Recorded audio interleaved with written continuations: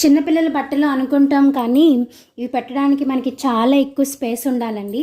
అలా కాకుండా తక్కువ స్పేస్లో పెట్టుకోవాలంటే కనుక మనం ఫోల్డింగ్ చేసే విధానం కరెక్ట్గా చేస్తే తక్కువ స్పేస్లోనే పెట్టుకోవచ్చు. సో నేను కొన్ని అంటే అన్ని మోడల్స్ ఒకలాగా ఉండవు కదా, సో కొన్ని తీసుకుని నేను వాటిని చూపిస్తాను.